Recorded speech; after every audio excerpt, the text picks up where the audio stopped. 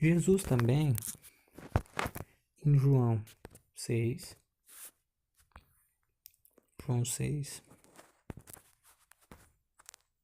39, ele diz assim: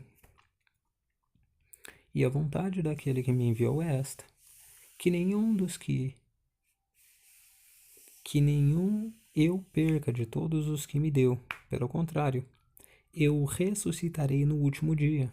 Então você está vendo que Cristo está falando que vai ressuscitar no último dia. De fato, a vontade de meu Pai é de todo homem que vir o Filho e nele crer, tenha vida eterna, e eu ressuscitarei no último dia. De novo ele fala que vai ter ressurreição no último dia. Vamos ver o verso 44. Ninguém pode vir a mim se o Pai que me enviou não o trouxer, e eu o ressuscitarei no último dia. Verso 54. Quem comer a minha carne, beber o meu sangue, tem a vida eterna, e eu ressuscitarei no último dia. Você vê que até a própria Maria, irmã de Lázaro, quando Jesus vai falar sobre Lázaro, que ele fala, teu irmão há de ressuscitar. Ela fala, eu sei que ele vai ressuscitar na ressurreição do último dia, né? Então ela mesma confirma que vai haver essa ressurreição. E Cristo não corrige ela, porque está certo, ele fala, eu sou a ressurreição e a vida. Aquele que crê em mim, ainda que esteja morto, viverá. E aí ele fala que o irmão dela vai ressuscitar ali agora. Ele não está falando da ressurreição eterna, mas ele está falando da ressurreição daquele momento, né? Porque tem essa ressurreição que Jesus fala do último dia, é a ressurreição para nunca mais morrer. É a glorificação, ressurreição e glorificação. A ressurreição que Lázaro passou, ele ressuscitou e morreu de novo. Mas a ressurreição do último dia é a ressurreição para nunca mais morrer. É a da vida eterna, entendeu? Então, se a ressurreição no último dia está de acordo com essa questão que a gente acabou de citar, da primeira ressurreição ser nesse ponto que eu estou marcando aqui, depois dos últimos 3 anos e meio. Então, se a primeira ressurreição é no último dia, que é bem nesse ponto, e o arrebatamento só pode acontecer depois da ressurreição, então torna claro que é impossível ter um arrebatamento antes.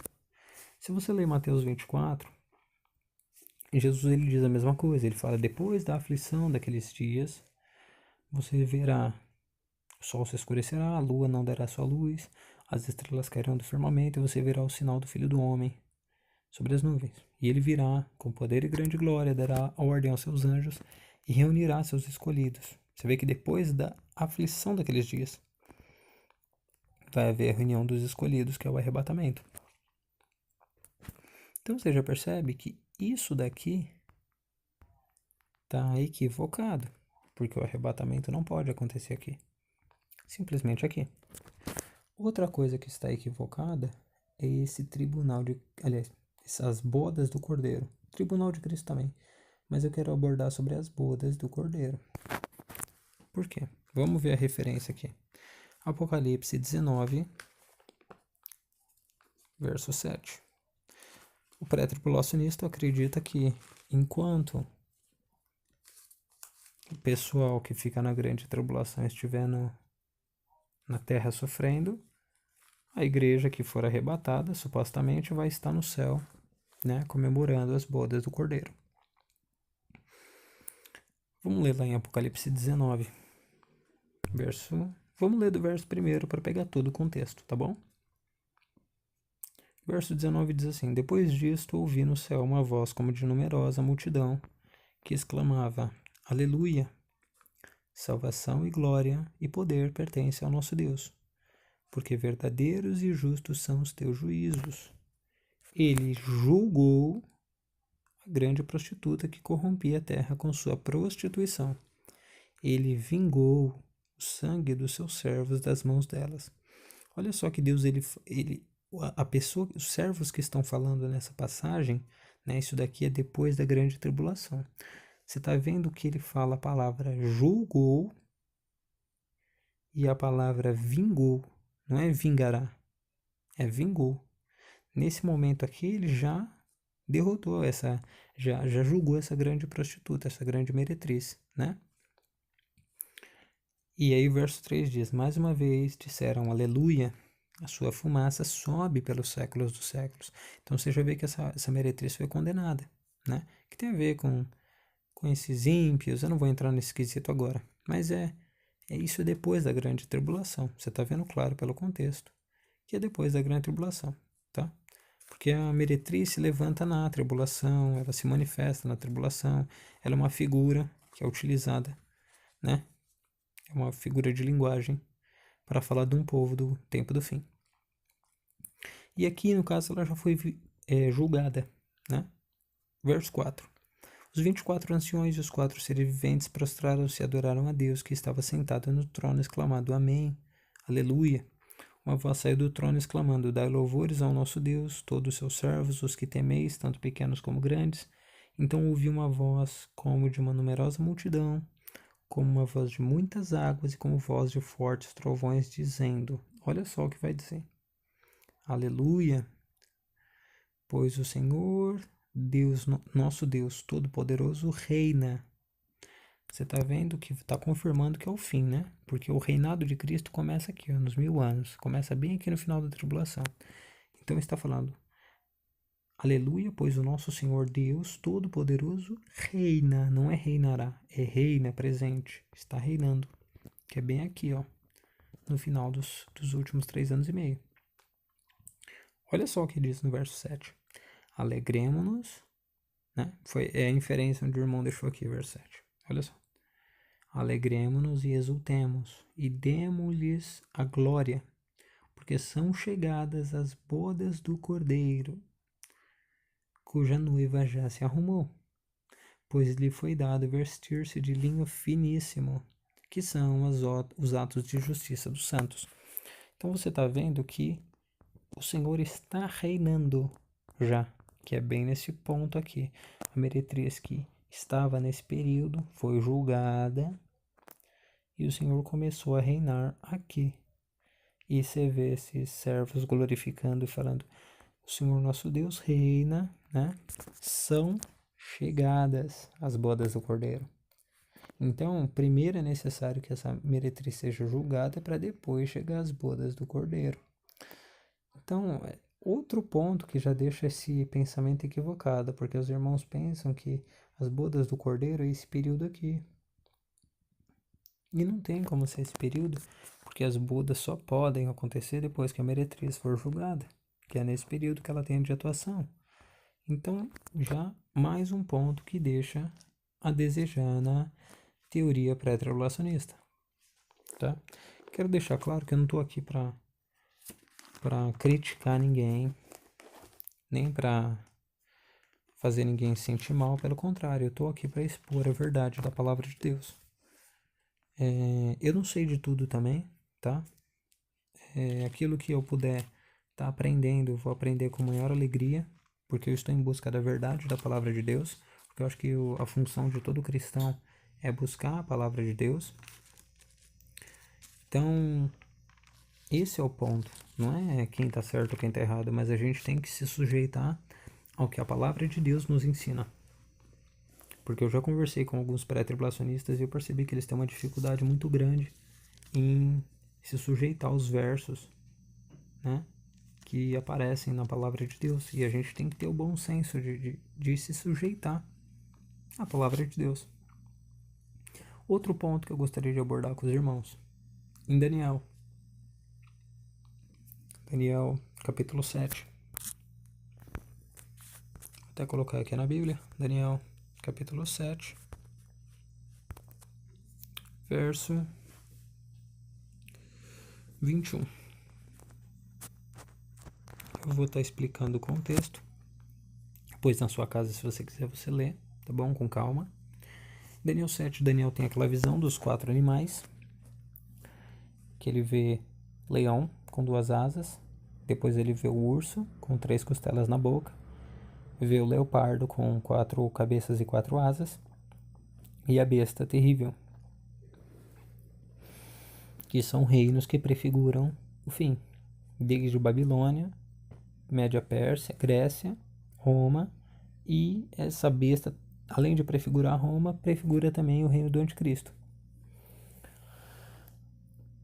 E nisso, você vê que essa besta tem 10 chifres, e de um desses chifres se levanta um chifre pequeno, e esse chifre pequeno, no verso 21, é falado dele.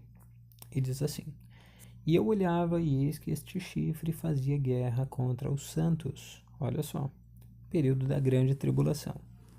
E prevalecia contra eles. Tá vendo? Ele vence os santos. Ele vence até que veio o ancião de dias, que é Cristo, e fez justiça aos santos do Altíssimo. E veio o tempo, olha só, depois da justiça que o ancião de dias fez. E veio o tempo em que os santos possuíram o reino.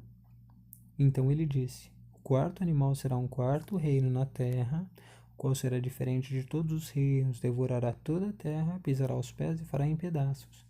Os 10 chifres correspondem a 10 reis que se levantarão daquele mesmo reino, e depois dele se levantará outro, o qual será diferente dos primeiros, e abaterá 3 reis. Proferirá palavras contra os santos do Altíssimo, magoará os santos. Essa palavra magoará não está muito bem colocada, né? Consumir, gastar, consumir, importunar constantemente.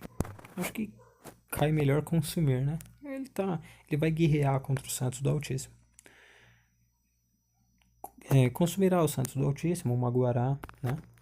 Os santos do Altíssimo, e cuidará em mudar os tempos e a lei. E os santos lhe serão entregues nas mãos. Olha só. Por um tempo, 2 tempos e metade de um tempo. Esse tempo, tempos e metade de um tempo, eu expliquei no último vídeo que são 3 anos e meio, que é a última metade da semana do profeta Daniel, de Daniel 9.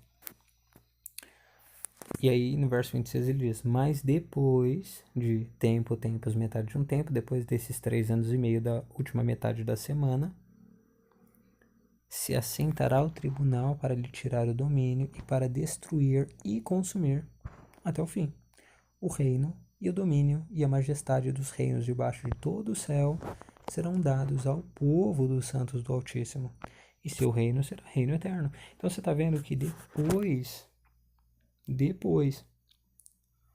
que eles foram destruídos, que essa besta pelejou contra os santos do Altíssimo, depois de tempos e metade de um tempo, que o ancião de dias fez justiça aos santos, não antes. E eu tenho certeza que pessoas vão falar: não, mas o arrebatamento acontece para alguns, esses que são perseguidos são os que ficam na grande tribulação. Eu quero que você entenda que Deus ele está falando da totalidade do povo dele. É que o nosso pensamento hoje, infelizmente, quando eu digo nosso, eu estou falando da maioria da igreja, né? É um pensamento egoísta, que acredita que Deus vai arrebatar um povo, o outro povo vai ficar na terra sofrendo, né? E depois esse povo vai se converter, vai sofrer na grande tribulação, e no final Deus também arrebata esses que ficaram. Então você vê o tipo de pensamento e mentalidade da pessoa. A pessoa não quer sofrer, mas não tem problema nenhum com outras pessoas sofrerem a grande tribulação. A questão é que ela não quer sofrer. É verdade? E você vê que desde o início da igreja, os primeiros 300 anos, sempre houve perseguição. E Cristo fala que a gente deve perseverar na fé mesmo diante das perseguições, né? Mesmo diante de todas essas coisas. E ele já previu isso em Mateus 24, Marcos 13, Lucas 21, que a igreja ia ser perseguida, iam ser entregues às sinagogas, açoitados e tudo mais. Então Paulo diz que nós devemos nos gloriar nas tribulações, nas perseguições. Então, eu acho que é um pensamento muito egoísta. Primeiro, que não existe base bíblica para isso. Segundo, é um pensamento egoísta. Então a gente tem que se sujeitar às escrituras e buscar aquilo que a escritura está nos ensinando. Amém, irmãos? Eu espero que tenha esclarecido. Eu não posso dizer que esgoto o assunto, porque é um assunto muito vasto. Mas com os versos que eu mostrei, os irmãos conseguem compreender que não tem possibilidade do arrebatamento ser antes. Mas se algum irmão quiser comentar algo, deixa nos seus comentários embaixo, com educação, com respeito, tá bom? Deixa seus comentários embaixo. E eu vou dizer com clareza, não tenho problema em mudar o meu ponto de vista, desde que seja mostrado argumentos lógicos e plausíveis, contundentes. Argumentos que façam sentido, tá bom? Porque eu estou buscando a verdade da Escritura, busco conhecer a verdade, amém? E eu creio que os irmãos também, que são fiéis a Deus, buscam a verdade da palavra de Deus. Então, eu creio que quando a gente começa a buscar a verdade, Deus assim nos revela ela, né? Porque aquele que bate na porta, a porta se abre, e aquele que pede, recebe. Então, se você pede a verdade para Deus, assim ele vai enviar a verdade para você, tá bom?